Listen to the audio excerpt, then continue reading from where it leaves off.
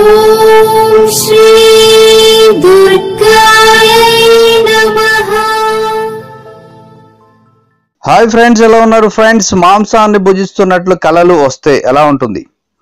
కొన్ని స్వప్నాలు మంచి ఫలితాలను ఇస్తాయి, మరికొన్ని చెడు ఫలితాలను ఇస్తాయని ఆధ్యాత్మిక పండితులు చెప్తూ ఉంటారు. అలాంటి వాటిలో ఉపాధ్యాయులు పాఠాలు చెప్తున్నట్లు కలగంటే మనం అనుకున్న కార్యాలు దిగ్విజయంగా పూర్తవుతాయి.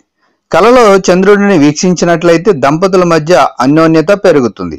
వివాహం కాని వారు పాము కరిచినట్లు నెత్తురోడినట్లు కలగంటే శీఘ్రమే వివాహం జరుగుతుంది. చిన్నారుల కలలో కనిపిస్తే శుభకార్యాలు జరుగుతాయి. వ్యాధుల నుంచి విముక్తి లభిస్తుంది. దేవతలను కలలో చూసినట్లయితే నిధులు లభిస్తాయి. వివాహాలను కలలో వీక్షించినట్లయితే సమాజంలో కీర్తి ప్రతిష్టలు పెరుగుతాయి.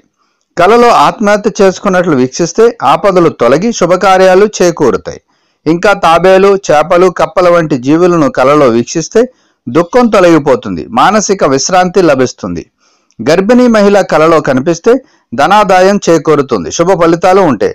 పితృదేవతలతో మాట్లాడినట్టు కలగంటే అధికారం, పదవి యోగం, లాభం వంటి శుభ సంకేతాలు ఉంటాయి.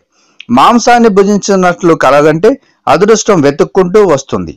నెమలి ఆకాశం కలలో కనిపిస్తే దంపతుల మధ్య అన్యోన్యత చేకూరుతుందని ఆధ్యాత్మిక పండితులు అంటున్నారు. కళలకు అర్థాలు రకరకాలుగా ఉంటాయి.